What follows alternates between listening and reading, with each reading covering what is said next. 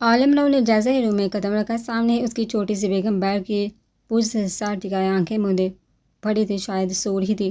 چہرے سے گھونگھٹ بھی کچھ ڈھلکا ہوا تھا، پر آدھا چاند جیسے بادل میں چھپا ہوا تھا۔ وہ بے قرار ہوا تھا، تبھی اپنی شیروانی اور قمیض نکال کر کوچ پر پھینکتا۔ سیاہ ویس میں اس کی چاند بڑا تھا، جو نیند کی وادیوں میں اڑتی اس حواس معطل کر رہی تھی۔ وہ دھیرے سے چلتا اس کے قریب آیا تھا، نرمی سے اس کے سامنے ٹکتا، ہاتھ باندھ کر اس کے چہرے سے گھونگھٹ ہٹایا تھا۔ سامنے کا منظر بھی حیرت کن تھا اور مقابل کا حسن بھی۔ وہ اپنی بے ہنگم ہوتی دھڑکنوں کو سنبھالتا یک ٹک اسے دیکھے گیا۔ سنہری بالوں کو دونوں جانب خوبصورت سا ٹرن کیے، مانگ سٹائل بنائے، ماتھے پر خوبصورت سی ماتھا پٹی جو اس کے نازک سی پڑی کو پوری پیشانی ڈھانپے ہوئے تھی۔ سرخ سفید چہرے پر بکھرتی کچھ آوارہ لٹیں۔ عالم راؤ کو اپنا دل ہاتھوں سے نکلتا محسوس ہوا تھا۔ آنکھوں کو لائٹ سے گولڈن رنگ سے سجائے، لرزتی دراز پلکوں کی دلفریبی تلے چھپی گولڈن دلفریب آنکھیں۔ عالم راؤ کی کرسٹل گرے آنکھیں لو دینے لگی تھی اس جانلیوا منظر کو تکتے۔ بے لگام نزدوں کا سفر جیسے نیچے کی جانب طے ہوا۔ اس ملکوتی حسن کی ملکہ کی چھوٹی سی ناک میں پہنی موتیوں سے بڑی گول بالی پر پڑتے ہی عالم راؤ کو اپنے حلق میں کانٹے اگتے محسوس ہوئے تھے، جس کے انگنت موتی اس کے گولڈن ڈال کے پنکھڑیوں سے نازک ڈیپ ریڈ رنگ میں رنگے لبوں کو چھو رہے تھے۔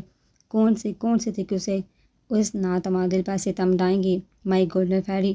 وہ محمود نظر سے اس کے یکتائی رکھتے حسن کو دیکھ مدھم سرگوشی میں بولا تھا، جو انتہائی جان لیوا تھا۔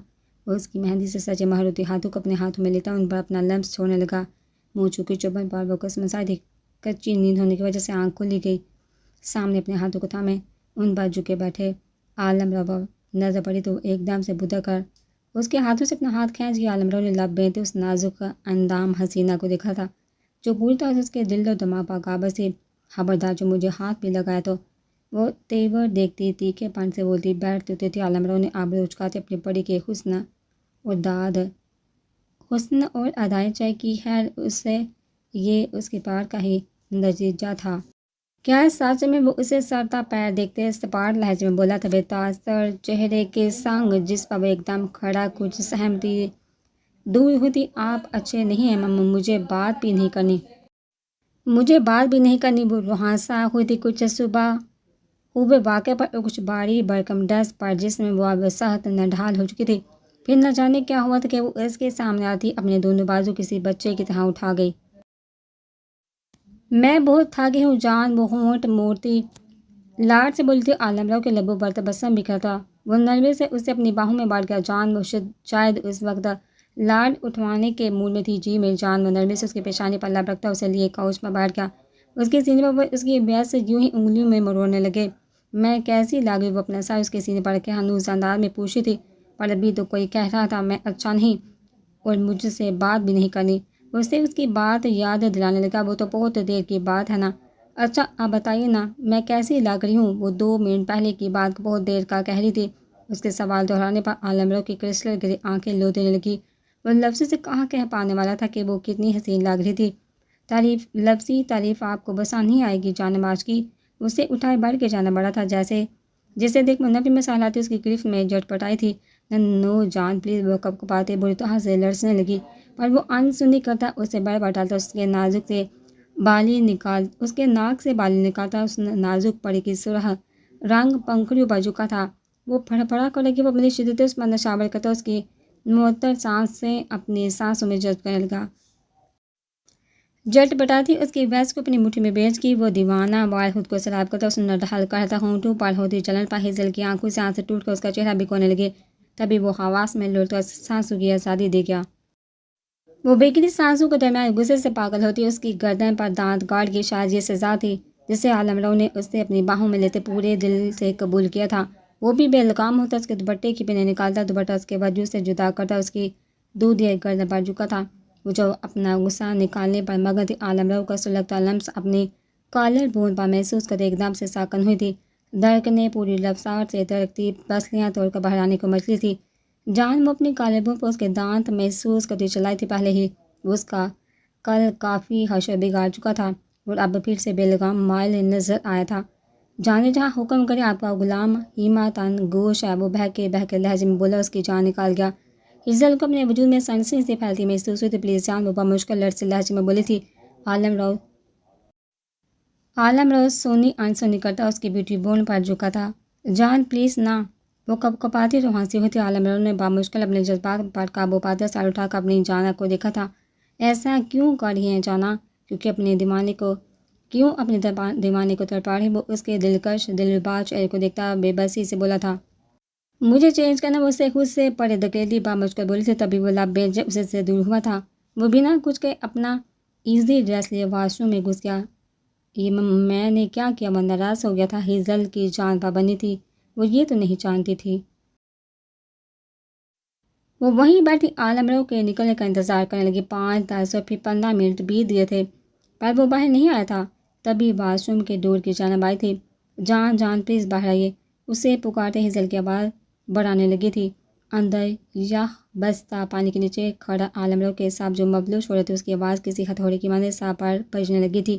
گیٹ لاسٹ ہیزل کا نشہ وہ غصے سے داڑا تھا۔ اس کی داپا خوف کے مارے اچھلتی تھر تھر کانپنے لگی تھی۔ نو جان پلیز، آئی ایم سوری۔ وہ ہمت جٹاتی دیوار پر ہاتھ مارتی روندی آواز میں بولی تھی، پر وہ ڈیٹ بنا شاور کے نیچے کھڑا تھا۔ جب بڑے بیچے وہ اس وقت اپنے روپ میں آتا ویشی ہو رہا تھا۔ اسے کبھی ہیزل کا جو چلانا برا نہیں لگا تھا، پر آج جیسے اسے لگا وہ اسے دھتکار گئی تھی۔ کیا اسے اس کی محبت نظر نہیں آتی تھی؟ کیا اس کے عشق کی اس کی نظر میں کوئی ویلیو نہیں تھی؟ اپنے اندر اٹھتی وحشت اور طوفان پر وہ چلایا تھا۔ ہیزل کا دھتکارنا اس کے پورے وجود میں جیسے لاوا بڑھ گیا تھا۔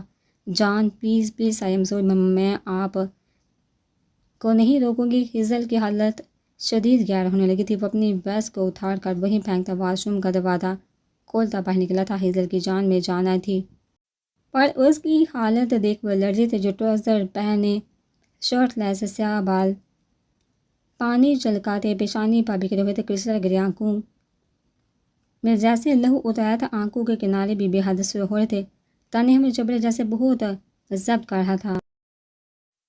وہ ہیزل کی جانب مڑتا اور اسے کھینچتا روم سے باہر کی جانب بڑھا تھا۔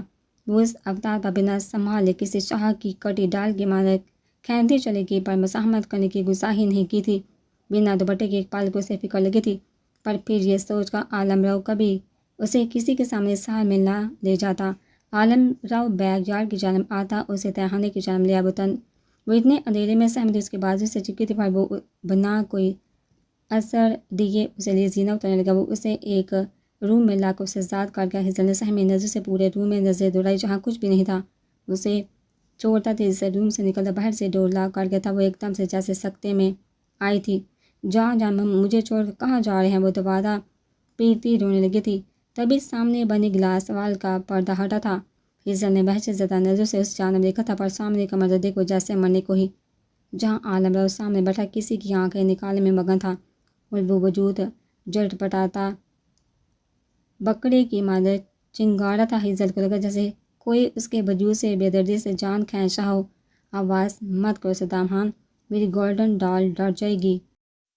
وہ پر اصراری سے بولتا ہے۔ ہیزل کے وجود سے جان نکال گیا، یعنی وہ خان تھا۔ اس کی حالت دیکھ وہ وحشت زدہ ہوتی چلائی تھی، جان، وہ بامشکل بولی تھی۔ عالم راؤ نے اس کی آنکھیں نکالتے پاس پڑی باسکٹ میں پھینکا۔ خون کا ایک فوارہ نکلتا، عالم راؤ کا چہرہ اور سینہ بڑھ گیا۔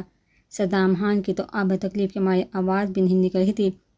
انہیں غلیظ نظر سے دیکھا تھا، نہ تو نے میری ڈال کو ہراس کرتا تھا، نہ اب دیکھ کر دکھا وہ سامنے کھڑی ہے۔ وہ بے درد سا مسکراتا صدام خان کے بال پکڑتے اس کا چہرہ ہیزل کے سامنے کرتا بولا تھا۔ اس کے چہرے کی حالت دیکھ ہیزل اپنے منہ سے سختی سے ہاتھ رکھتی بامشکل اپنی سسکیوں کا گلا گھونٹ پائی تھی۔ اس نے کب دیکھا تھا اپنے جان، وہ اتنا وحشت نہ روپ، اتنا ظالم اور شفاق روپ۔ عالم راؤ کے چہرے پر لگا خون دیکھ وہ جیسے مر جانے کو تھی۔ جان بے حد دیر سے ساکن لب ہلے تھے، آنکھوں سے کئی آنسو ٹوٹ کر بکھرے تھے۔ ایک مدھم سی پکار پر سامنے کھڑا اس کا چاند کہاں تھا؟ وہ تو شفاق جیسا۔ ہیزل، اگر تم نے حواس کھوئے تو آپ کی قسم جانا سب کچھ مسمار کر دے گا۔ یہ جیس اسے ساکن سا دیکھ داڑا تھا۔ وہ پھٹی آنکھوں سے اس ظالم کو دیکھ کے جسے اس کی ایک نفی نے پاگل کر دیا تھا۔ میں مر جاؤں گی۔ وہ اپنے بے جان ہوتے وجود کو گھسیٹتے گلاس وال کے قریب روکتی بامشکل بولی تھی۔ وہ اس کی جانب آیا تھا، پر سہمی تھی، پر وہاں سے ہلتے ہی ہمت جیسے ناپید ہوئی تھی وجود میں۔ میں مرنے نہیں دوں گا۔ وہ اس کے چہرے کے مقام پر گلاس پر اپنے ہونٹ سے ہاتھ سے ستر کھینچتے معمول نظر سے اس کے دل کا شہر کو دیکھتا بولا تھا جو اس کی کل متا تھی۔ وہ خوف زدہ ہوتی آنکھوں میں ہنگلیوں سے دیکھنے لگی کہ یہ خواب ہے نہ، وہ جیسے بے یقین سی تھی۔ یہ حقیقت جانے تمہاری جان کی حقیقت، اور دیکھو اپنے گناہ کار کو، یہ تمہیں ہار کرتا تھا نا، میں نے اس پر ہر کا لفظ سے تمام کر دیا۔ وہ صدام خان کی جانب اشارہ کرتے جنونی انداز میں بولا تھا۔ وہ دل سوزی سے آنکھیں میں تھی۔ شادی کی رات ایسا تو اس کا نازک دل جیسے اب بھی پھٹنے کو تھا۔ وہ نہیں جانتی تھی وہ اب بھی حواس میں کیسی تھی۔ ریموو گلاس وال، تبھی عالمرو نے وائس کمال میں کہا تھا اور ان دونوں کے درمیان سے گلاس وال غائب ہوئی تھی۔